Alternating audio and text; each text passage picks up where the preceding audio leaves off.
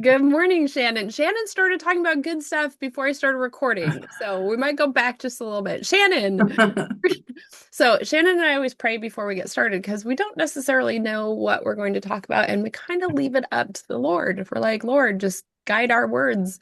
And I was in the prayer, I added in some extra people because I've started going to the morning prayer group Sunday morning. It's amazing going to that prayer group and just like feeling that there's no agenda there. It's amazing. It's just lifting other people up. And so I've added in some people. And Shannon was like, you need to start uh not a post-it note. What? A Uh, prayer board. a prayer board. There we go. With post-it Yeah. notes. Yes. I just have like a little bulletin board, and then you stick your prayer requests on there because you can't remember them all. And and God will lead you to like when it's time to take it off or when it's, and then because I think we get in our head this idea of prayer is like so organized and eyes closed, head bowed, and that sort of thing. And at the prayer board, I mean, I just kind of have to look at it and each thing you go through, and it's not necessarily long prayers, but just reminds me to pray for the people that have asked me to pray for them or to pray for the people that I want to be praying for or feel called to pray for. So that's one of the coolest things about this prayer group. First off, this woman Sue makes these cards and they all have scriptures on it. And the first time I went, she had them like laid all over, and you could just like reach and grab a card and then start a prayer with that. Like Psalm 75 or 71:5. For you have been my hope, sovereign Lord, my confidence since my youth, right? So during praise time, it's really like as you're praising the Lord, you can grab some of these and just like Psalms are amazing for giving praise back, by the way. Um, Yeah. and so having that, or you can hear pages in the Bible turning as because somebody starts the prayer and somebody is going to be the one that ends the prayer, and it popcorns like just as you feel led. You don't, there's no requirement. You can just sit there. Because a lot of times as people are praying and I have stuff that comes up, I'm like, yes, like I would say this, but I've already just said it in my head to the Lord. So like, why would I say that again? Or somebody else just covered it. And so I just yes and amen to that. Um, but then there's laughter and there's tears and there's eyes open, and it's not like you were saying, it's not the head bowed, arms Yeah. folded. It's a relationship, and it's so Yeah. cool. Like I've loved learning a different way to pray. And it's interesting because I think I used to say years ago, I would actually say, I had like a spiritual mentor and they would just pray and pray and pray. And I was like, God has just not called me to be a prayer warrior the way he has you. Like I can't do what you do, which is true. They would pray, her and her husband, like sometimes like 5 hours they were in prayer. God was like, Shannon, I did not build you that way. You just need to know I just didn't. God's put me more of an action oriented, sort of person. But as I've gotten older, let me know if you hear background noise. My husband's out with the snowblower. So, as I've gotten older, I've realized that I don't know, when you surrender, you realize that it all comes down to prayer in a lot of ways. Like that's kind of where I start and where I finish now. And as I get older, I pray more and more and more. So, Mine are more informal prayers throughout the day. Like mhm. I'm like Yeah, constantly praying as different things come up. A lot of it is a lot is for patience, but it's in a way that I'm like, I don't need any more on my plate. Just help me with what I already have. Because yeah, when you pray for patience, God's going to give you more things, right? And I'm like, I don't need more. I just need help with what's going on right now, right? yeah. So I have a little heater down here, and it just got super warm. I was like, oh. um, as Shannon just mentioned, we had a pretty decent snowstorm last night, the first snowstorm of the year, and um, so the house is a little chillier today. So Well, and it's not that it's a lot of snow, but man, it's just blowing everywhere and it's like icy snow. So The it's, problem was it was raining that yeah. turned to snow with high winds, and so we had blizzard conditions. And there were, if you guys want to pray for anyone, pray for the people who were in the accidents. There were a lot of accidents that happened last night. A lot of semis off the road.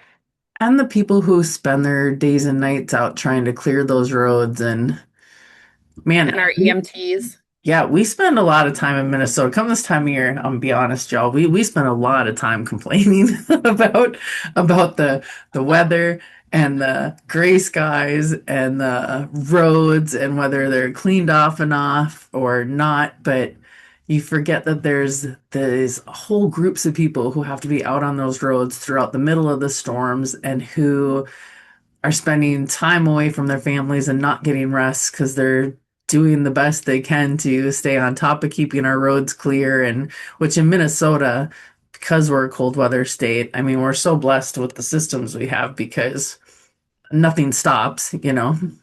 It's Yeah, all gets pretty cleared up pretty quickly. it's funny. This is the first year of our 30-year marriage, almost 31 years, that Michael and I have put up Christmas lights. And I looked out the window this morning, and it's the first time I was like, "Oh, the snow is so pretty." And my husband goes, "It's because there's lights out there." Like, Yeah. why didn't we do this before? Why didn't we need to find ways to find that gratitude for the snow and the gray and the um I think one of the other things I'm really looking forward to is actually we need a good cold snap so that our trees get back on track. Last year we didn't have it and Yeah. our fruit trees didn't produce. Yeah. And we also do maple sap. And if you don't have a really good frost, you're not going to have a really good sap. So, Yeah, the last couple of years here have been a little weird. Like it's been mhm. really mild. It's you see what happened is this is my theory. What happened is a couple of years ago, my husband started talking about moving somewhere warmer at least part of the year. And he's like, I'm sick of the snow and I'm sick of the shoveling and I'm an action person. So I'm like, let's go. Yeah, let's. Yes. I started looking for houses and he said it's a 2 to 5 year plan. I'm like, oh, okay. And then the last 2 years, we've hardly had any snow and it's been so mild that he hasn't complained at all. And I am like, God, like what is, I feel like it's God's way of being like, Shannon, it's really a 2 to 5 year plan because now I'm like, he's never going to want to go if we don't have bad weather. So I'm going to be honest with you. There was a little part of me that we got this bad weather state and he's outside doing the snow blowing and the whatever. And I'm like, And you're like, I know, yes. I'm like, this could be the year, God. This could be, this could be. So, Oh, you gotta love it. You gotta love, most, yes, we're in Minnesota. We wear our complaints though as a badge of honor for what we live through. Are you kidding? yeah. I'm still talking about how I got stuck in the blizzard of Blizzard of 91 91. because that was the first year I was driving and I should not have been driving in my car right in the snowbank. Uh, what did we get? It was like over It two wasn't feet even of a snowbank, snow. it was the middle of the road. Yeah, there was like over 2 feet. It was crazy amount. It was like between 2 and 3 feet of snow in like a very short period of time or something, and blowing and drifting. I've seen the sweatshirts that say I survived the blizzard, the Halloween blizzard of 91, and I'm like, I need one of those. So I was a senior in high school and I worked at a chiropractic clinic, like maybe, I don't even know if it was a mile from my house, maybe a mile from my house. Now, y'all, minimum wage was $4 an hour. So I was making $4 an hour to work at this clinic. And the doctor called. Of course, everything shut down. The doctor calls me at home, asks me if I have snowshoes. Now, first of all, anybody who knows me would know, no, I don't have snowshoes.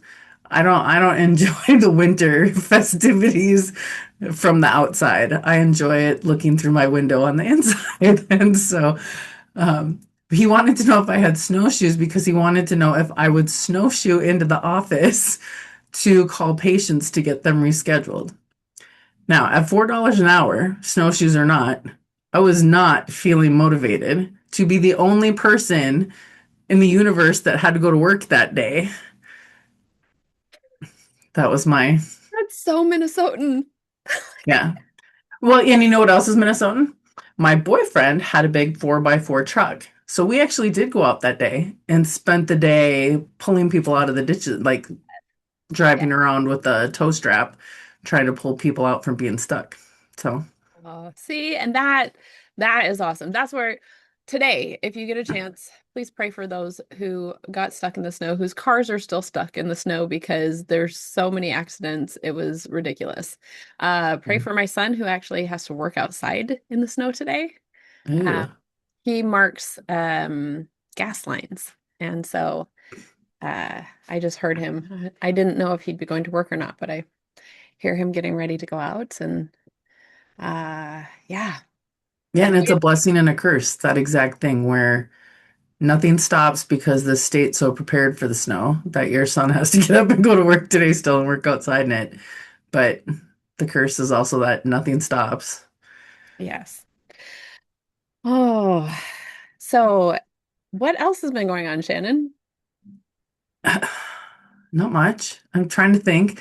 I mean, we're still been in the season of lots of travel. So I was out of town again last weekend. I'll be out of town this weekend. My hips do not lie. They do not like sleeping in other beds all the time, uh, over and over again. So I'm thankful that this is the last weekend of travel coming up that we have planned. It's been really good to have the time with family and to do the things, but man, I'm ready to be home for a while. So, Me too. I I've had actually quite a bit happening. So I have this my mother's house that is has been on the market for beautiful house. my beautiful home, beautiful home. But there are some things about this home that I think are finally clear. Um, there has been major spiritual warfare happening with that house. And while I was out there, like all these things started breaking. Like the refrigerator didn't work, the furnace wasn't working, the just things. And I was like, okay, like something is happening here. And I called the furnace guy, which I had called him before, and it was like almost a month earlier, like, hey, I heard this isn't working. Can you get out there? And he just kept like there was some his mind just didn't he missed the text or whatever. Like there was a redirect that was happening spiritually, I think. And my son and I, we had worked and worked and worked, and finally I was like, let's go hiking. Cause like, so we went out to Zion's. There is the Kolob Canyon. Oh my goodness, it is breathtaking, like breathtaking. And I'm at the top overlooking this beautiful, like you can see for miles and miles, and it's phenomenal. And I get a phone call from the oh, actually, it was like after we'd come down the mountain. Because he had tried to call me a couple times, and he's like, "Do you know that there is something evil in this house? Like it was following me around." And I was like, "Actually, I do. I'm so sorry. I thought I had cleared it." Right? And it was just so weird because, my son kind of looks at me like I'm a little nuts. But to have confirmation from somebody else who he was like, apparently he's really empathic. His sister is clairvoyant, and he, he was like, there was something following me around that house. Like I had to leave, and then my dogs were quiet the entire way home because his dogs were in his car, and it was it was weird. And then I found this painting, which is weird. It had been cut out of its frame and rolled, and I felt something in that painting. Like Mm. so I took it out, and my son and I tried to burn it, and it didn't burn. We put accelerant on it, and it did not burn. And when my son went back frame by frame, you can actually see an entity, and then multiple times, there's a face, and then there's a second face, like a face, and then in the flames there are multiple times where you see screaming skulls, and an actual, like, where it looks like the shape of a pentagram. in this painting, like in the flames. And it would like m- got my prayer warriors on it for one, had to figure out a different way to destroy the painting. And I literally wiped down all the walls of the house between my son and I. We wiped the walls down. We prayed over well, I prayed over the house and just did everything I could to clear it. The guy came back the next day with a friend because he was like, "You're going to be there, right?" Like the furnace needed to be fixed. And he walks into the home and he was kind of scared and he's like, "Oh, I don't feel anything anymore." I was like, "Oh, yes." Now, But what did your son think? Your son, who sometimes thinks you're weird about these things. so he thought it was really, he's like, "Mom, it's just the flames. It's just this or that." And I was like, but he like was sending them to my husband, like, "Look at this, look at this, look at this." And I was like, Right. that's spiritual warfare. Like this, and there was a woman who was staying in the house who is a white witch, is what she says. Or she's a good witch. So she's That's what a Glenda. white witch is, a good witch. Okay. She's a good witch. And she had drawn a pentagram uh, on the tile underneath, like I had moved the entry mat and there was a pentagram drawn there. And she's like, "Oh, that's a protection." I believe I believe that she did something to that painting because that painting had been on a frame and in a frame. Yeah. And then I found it in the garage rolled up and I was like, this is really weird. Like, why? I think she did something to that called demons and they were in that painting that was still in the garage, still controlling stuff because we couldn't figure out why we'd been praying and praying and the house still felt weird. Well, and she either did something, she either did something or it was more an act of ignorance because and I don't know, it could be either way, but people don't realize everything carries energy. Everything carries energy. And even if you don't believe in something, so you get people who get like that little third eye, that eye thing, this triangle with the eye thing or whatever, and they're just like, oh, it's just a candle. Oh, it's just a, but with that comes energy and with that comes a doorway. And Satan isn't like, Satan will use whatever means, whatever small crack in a doorway you give him. And all of those like demonic type things are a doorway. Like it is a big deal when you bring them into your house. It is a big deal when you wear the t-shirt, not because in your head it necessarily has a meaning or a connotation to you, but because spiritually and energetically it opens that doorway. Yeah. And why the pentagram thing, that makes no sense to me. The I'm a good witch, so I do It that too. was It's because if you turn it upside down or something, she tried to explain it, and I was like, okay, out. Right? Yeah. This was months ago when I was there, and she was bringing some stuff, some mail that we needed, because she had been collecting the mail, and I like it was just the weirdest thing, and again, I think now, like the house, as I left, the house felt really good. It felt godly. I'd prayed over it. I continue daily to pray over it that the right person will come in, that it will be a godly home. Um, but it's just, you're correct. Everything has energy. And the energy that was like filling that home was repellent. And it's a And beautiful home. Like, I can't believe it hasn't sold. Like, yeah, it is a beautiful home. I know I was watching the videos and I'm like, oh, if only I had enough money for a vacation home. I'm like, it's got but the he said you wanted pool to and move somewhere south, right? well, I don't I want you don't that know far about away. that. But and then we have to also with the energy piece,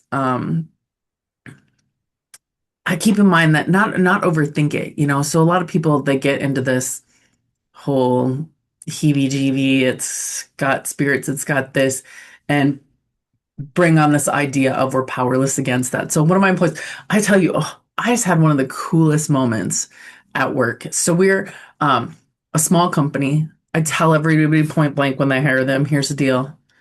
We're a Christian-based company. We're faith-filled, founded on Christ. That's the center of who we are. You might hear me say things like, I prayed about this, I whatever. Um, and I tell them, I'll never force my beliefs on you. I'll never whatever, but I want you to be aware this is who we are, and I'm not going to not be who we are. Um, to try and figure out who is or isn't comfortable with that. So um, that's kind of the little bit of the talk that I have when people come on board. And then so it opens up this thing where my team will just start talking faith stuff. Like I don't have to. And I jumped on we have what we call a scrum every day, which is like a little team meeting where we can ask questions and just visit. And the one gal says, I had this dream the other night. She said, I just had this dream and it was the most horrible thing. And I felt like something dark laying next to me. She's like, I just felt like, and she was explaining it. And then somebody else says, you need to pray that off. That's like, you have spiritual warfare going on. You need to pray that off. And somebody else was popcorning on it. And she's like, really? And they're like, yeah, like you need to pray. And she's like, well, what do I do? And so then they're like, well, don't overthink it. Like you call upon God, you claim Yes. that house for God, you claim that space for God, you tell that entity in Jesus' name, you are not welcome here. You are cast out. Um, and then my daughter was like, and then just go through take a little bit of oil, go through your house, put a little dab of oil above every doorway and pray through every doorway. Lord, this is your space. This is your doorway. And lift up the lives and protect the souls of the people within this house. And it was just the coolest conversation because I'm like, okay. And that's the thing that I tell people too, because I help people with this. And Yeah. I'm always like, remember that our God is bigger than anything else. And Amen. so a lot of times when people are in that fear, I'm like, just remember, God's got this. And just ask for that Yeah. strength and that protection. One of the cool things that did happen while I was out there, Leanne, who is my business partner who helps me with a lot of editing and different things, she calls and she goes, Ronai, you're supposed to create a Bible study. I was like, I am? What's it about? And that lit me up in that dark, like, because I was kind of still feeling in that dark place before we found the painting. I was like, I'm just struggling here, right? And it just lit me up. And so I'm gonna give you a little teaser. It's using the spheres, right? So if we were talking Clifton names, it's the domains, but from Faithfully Unleash Your Strengths, it's the sphere of connection, impact, wisdom, action, and divine empowerment. But looking at Christ's life through that lens. Mm. And it has been so cool. And I got really into it. And I started, and Leanne's looking at this. She goes, like, when I finally got some of it to her, she's like, this is so much deeper than I was thinking. And I was like, oh, well, that's just the first like 5 days, because it was going to be a 25-day study, right? Yeah. Except it's, it's, it might be turning into my next book, actually. Oh, It's so cool. So the first 5 days, we're actually making a shorter version for the first 5 days, and it's so beautiful. Like looking at the story of the woman at the well, you can see all five spheres. So that's part of day one is recognizing all five spheres in the story of the woman at the well.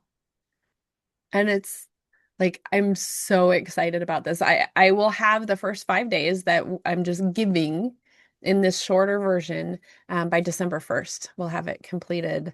Because I have it, I just have to shorten. shorten it. I was working on day one, and I got day one and two done this morning before we started this.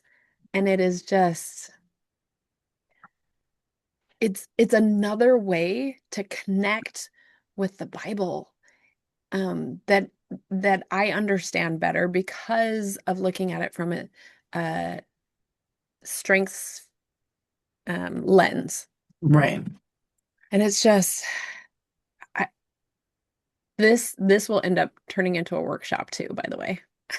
I love I love when things can take the Bible and make it more relatable in a sense of it's so easy to read the Bible and forget that these were real people and real things and real, like just a different period of time, but very real people who feel the same way, the same feelings we feel and deal with things the same way we deal with things just in their time period. And whenever you can take something that helps people understand that in a different way, connect with the people in the Bible in a different way, and understand their humanness and God's power.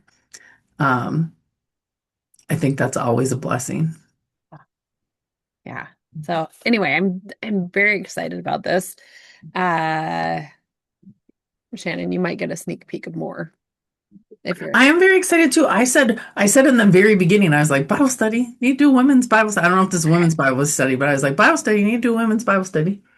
well, I mean, it's a Bible study. Um, Yeah, I would love to do this for different groups, and like I said, it's turning into li- it's pretty extensive because the first 5 days are all the spheres, and then day 6 to 20, I break it into this sphere and this sphere and this sphere. So you have tracks that you can go right. down, and then It's like choose your own adventure book. it is. It Ah, is.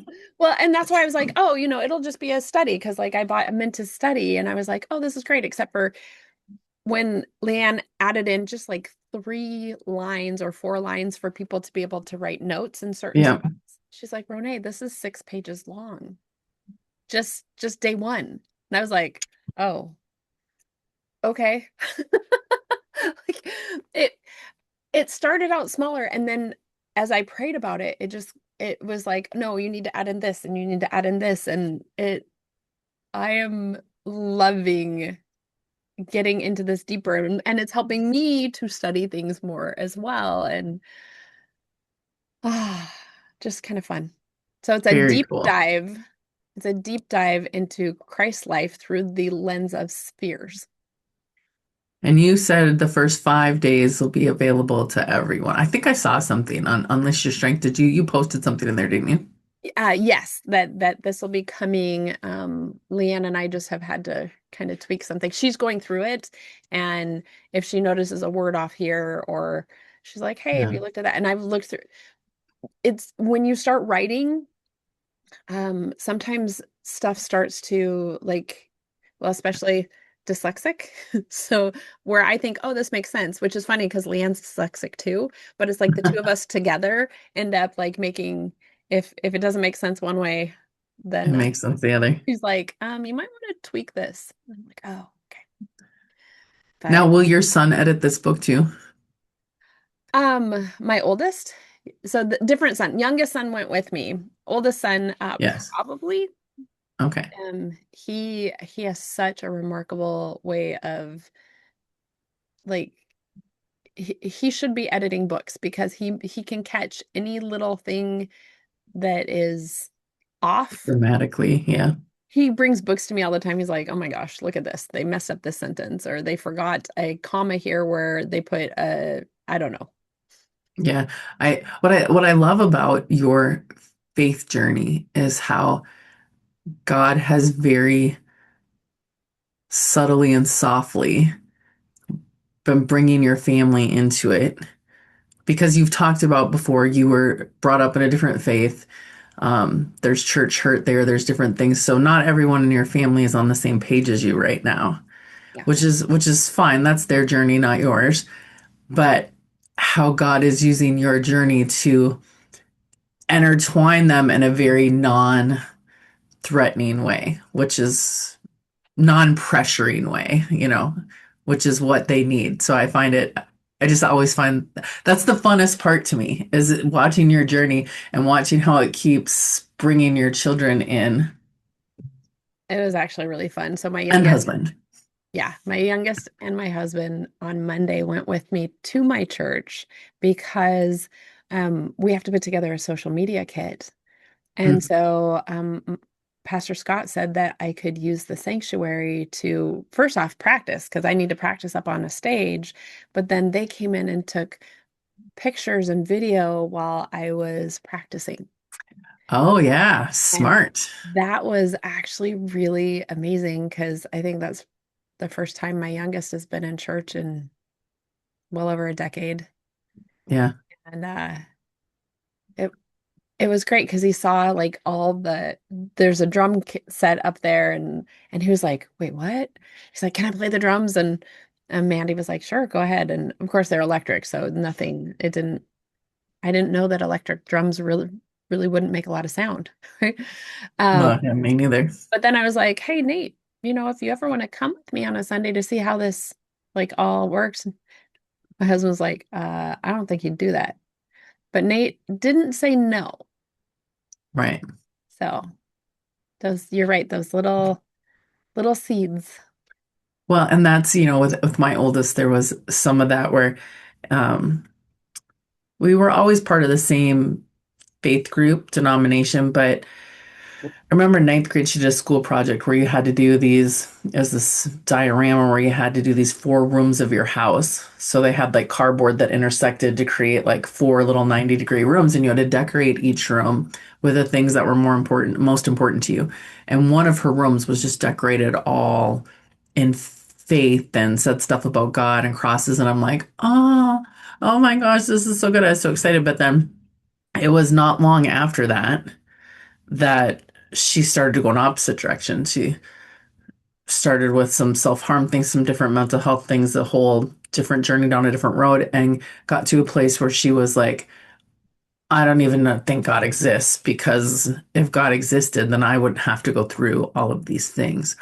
And that was such a hard stage to just kind of sit and let her feel her feelings and not try and force things on her and not try and then to watch her now these last 2 years. So it was like 10 years of that. And these last 2 years, all of a sudden I started seeing and hearing her sprinkle little things in where she was asking people to pray for her. And I'm like, okay, God. And then now she calls me. She calls me there. I told her she sees a counselor, and I told her, I said, I think maybe you should look at getting a new counselor. I said, this is just my opinion, but your counselor's the same age group as you. You have your child's older than her child. You're in the spot in life where there's a different wisdom she does not have through experience. I think you would benefit from somebody who is a little farther along in life than you and who could give you some wisdom, not just based on what they've learned, but based on what they've experienced, and and I just left it at that. And she calls me later. She says, Mom, I think I've decided I'm going to see a Christian counselor. Like, okay, good choice. And then she calls again and she says, I started with my new counselor. I really love her. And she's so excited to work with me. She's weird excited about working together. And I'm thinking, I bet she is, because she's like, ooh, there's so much we're going to do together. And she's like, she says, bless her children. She says, you'll be happy because she's older. I'm like, okay. She's like, yeah, she's like your age. I'm like, okay, calm down. Like, I don't think we have to use the word. She's like, well, I'm like, that's not old. She's like, well, no, I just meant like older than me, like older than my prior. I'm like, no, you can't back into this now. Like you already said it. We know what you meant. There's one of my But sons, every time he calls me old and I look at him, he's like, "You're so pretty." I know it's like Recovering.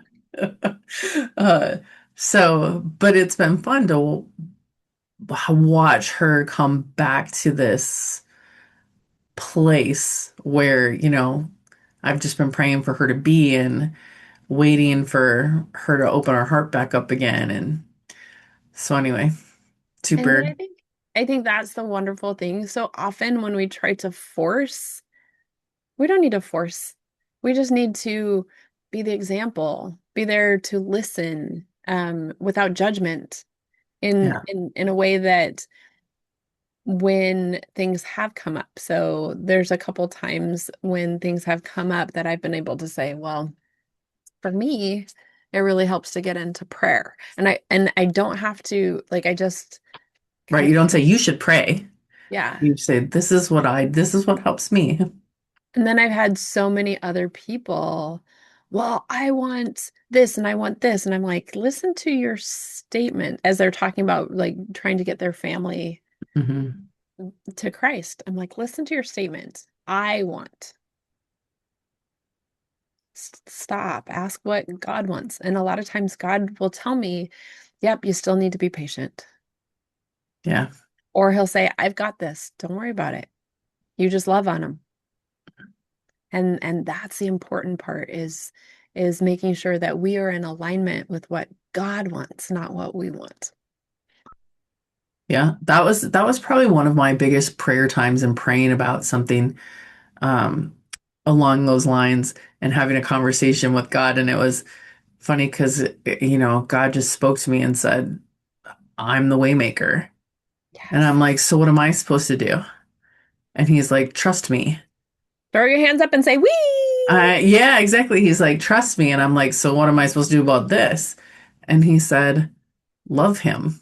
Like, that's your job. Let me do my job. Trust me to do my job and just love your people the way I would love them. That's part of the problem is, man, we get busy trying to do God's job and we just get in his way. And in the Yes. name of all things good, we just get right in the way and create speed bumps and roadblocks.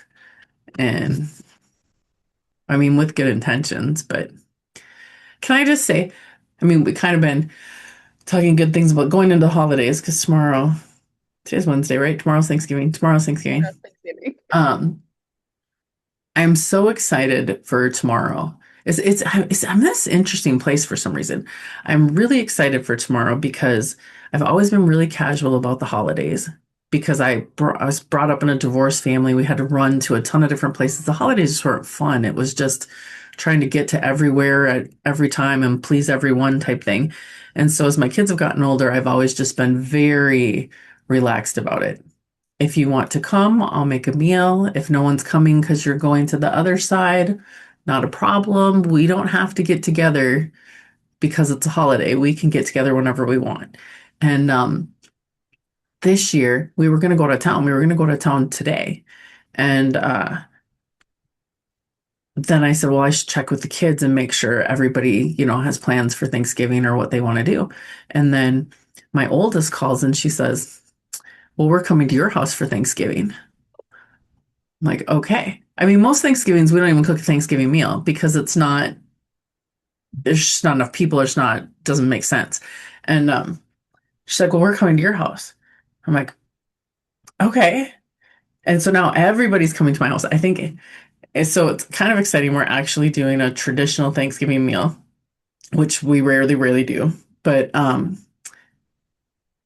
it just feels like such a blessing because they are all choosing and actually excited. They're like, no, we want to come be with you on Thanksgiving this year.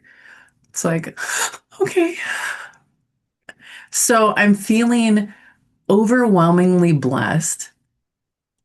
And it also, in a weird way, makes me acutely aware of how hard the holidays are for some people and how lonely a lot of people feel over the holidays. And so I don't know. I always encourage people have an open door policy. I have invited so many people tomorrow. I have no idea if anybody's coming or not, but they're like, well, so and so this, and their family's divided and this. I'm like, well, just tell them they can come as long as they realize we don't have enough chairs for everybody and we'll be folding chairs. Well, whatever, like anyone can come. Like everybody is welcome here. And so I don't know, keep your eyes open, your hearts open. There's so many more people struggling out there than we realize. And like I said, I don't know why that's been kind of so heavy on my heart with it because I'm so excited for tomorrow. But I think that's an important thing to remember. Absolutely. And it's not just Thanksgiving, it's going into all of the holidays that for those that are alone or those who feel alone, this is a time to pray for them. And you're right, open up your home Um, I used to have a very open door policy when my home was twice the size it is right now. At half the size, my house is really pushing it, just having my kids and my grandkids here. Yeah. And that's one of the reasons why either we need to do an addition to this house or we look for a larger home because I do miss that. Because our Thanksgiving tradition is just so different from most people having the Chinese turkey and the egg rolls and the cream cheese wontons and um, it's really fun inviting new people to come in or there's the people who are like, "Hey, are you doing the egg rolls? Are you doing the cream cheese wontons? Are you bringing back the lemongrass chicken wing?" Like, they want to come over as well. So typically, and now because the house is so small, I will make extra and then bring it to some of the people who have experienced it before because they're like, yeah, I'm down for this.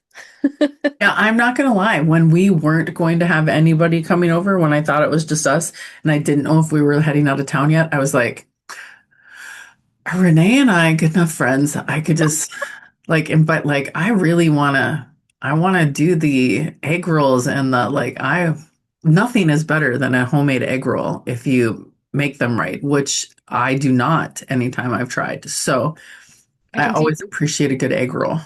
Okay, so you know what's really fun is back when my husband worked with the the man whose wife taught me how to make egg rolls. They're Hmong. Man, yep, got it. Yep. I brought egg rolls into his work because the company was small enough that I would bring treats over to their work all the time. And I made egg rolls. And this man he's like, "Oh my gosh, these taste really authentic." And I was like, "Well, they should because your wife taught me how to make them." But that was like the hugest compliment because I was like, "Yes." Now this year we are going to try something slightly different. Is we are going to cook them in beef tallow rather than vegetable oil. Oh, that should just make them better. Right? That's So just since make them since I better. have all the tallow that I rendered, I'm like, you know what? I hate buying vegetable oil. It's so bad for you. Yeah. Like it's so bad. But beef tallow, I'm excited about this. Yeah, that's what we use in our house too, is beef tallow. And it's so beef tallow, just so people know, is such a healthier version of an oil.